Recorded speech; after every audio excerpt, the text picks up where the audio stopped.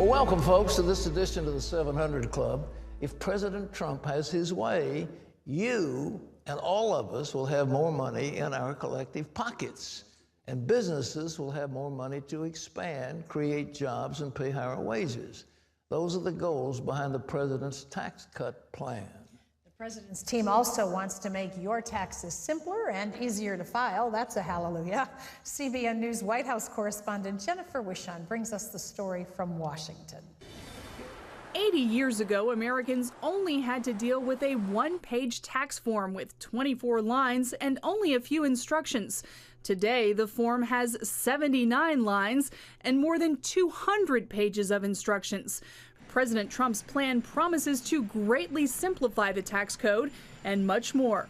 We're going to cut taxes for businesses to make them competitive, and we're going to cut taxes for the American people, especially low and middle income families. The plan reduces 7 personal tax brackets to 3 of 10, 25, and 35%, lowers the business tax rate to 15%, erases all personal tax deductions except for charitable giving and mortgage interest, gets rid of the alternative minimum tax, and once and for all, eliminates the estate tax. We're going to double the standard deduction so that a married couple won't pay any taxes on the first $24,000 of income they earn. But some Republicans who ran on reducing the national debt and deficit fear the president's plan further complicates the situation. Senior administration officials say those fears won't be realized. This will pay for itself with growth and with reduction of different deductions and closing loopholes. The gritty details are still being worked out, but through tax cuts and reform, cutting federal regulations, and repealing and replacing Obamacare, the president believes the nation can return to the historic average of 3% annual growth, something President Obama was never able to achieve. Republicans are making another promise as well. And we will have an IRS that exists only to serve the taxpayer. In a sign of unity, House and Senate leaders and their Money Committee chairman issued a joint statement writing, "With an eye toward fairness and simplicity, we're confident we can rebuild our tax code in a way that will grow our economy, better promote savings and investment, provide our job creators with a competitive advantage, and bring prosperity to all Americans." But Democrats are attacking the plan.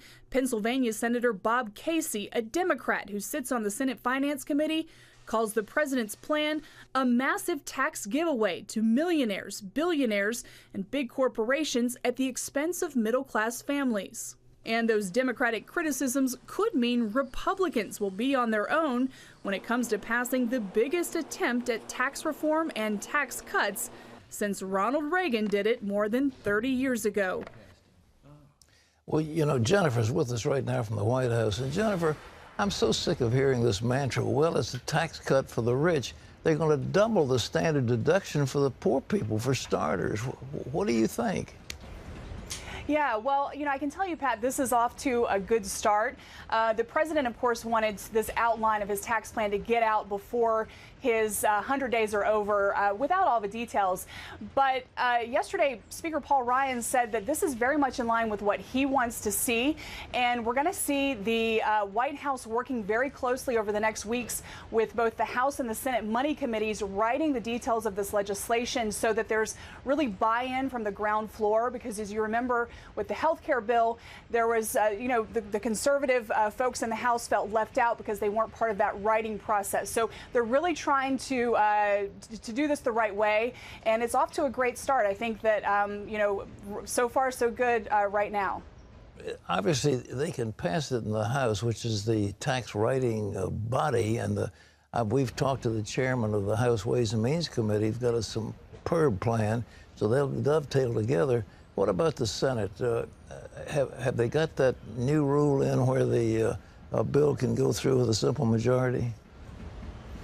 Well, you know, they're hoping they're going to need some Democrat support for this, and the Democrats, we've heard some Democrats already coming out against this. But again, you know, we're still waiting for the details, Pat. And you know, Americans just did their taxes, and I don't know any American who doesn't want to have a simpler tax code. I mean, you don't want to feel like you have to go to an accountant to figure out how to do your taxes.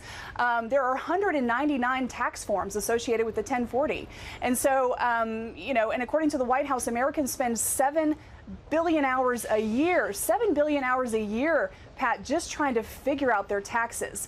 So I think, you know, this is certainly a heavy lift. I mean, that's why Congress and presidents haven't attempted this since the Gipper did back in the 80s.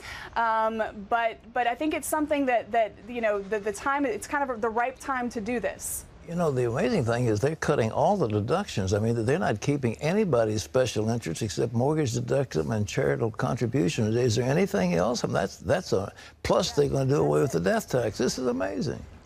That's amazing. And you know what? That's another symptom, or not symptom, but result of having a president who's coming from the outside. He's a business guy, and he's coming in. He's not beholden to all the special interests who may have helped other politicians along their way to reach the White House. He doesn't have any of that.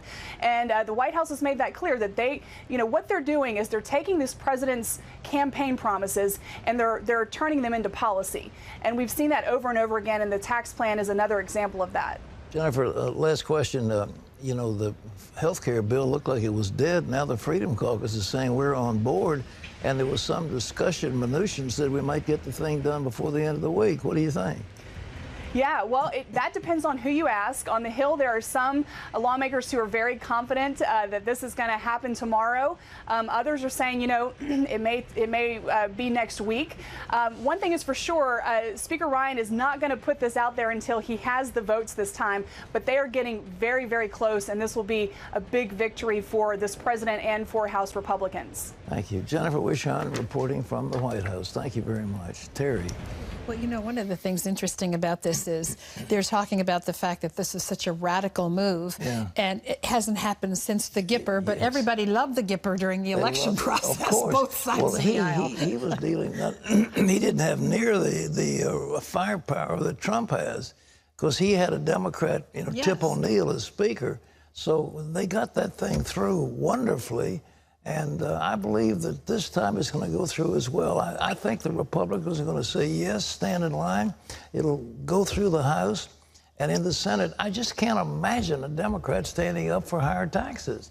They say, well, oh, we're trying to protect the budget so we don't run deficits. Well, the Congressional Budget Office is notoriously bad about scoring these things because they refuse to contemplate that any tax measure of this nature, cutting taxes, will spur growth. And they don't build the growth into their figures. It's only what we've seen in the past that's going to come in the future. And it's what Trump is saying, we're going to change the future and it's going to make it better. So.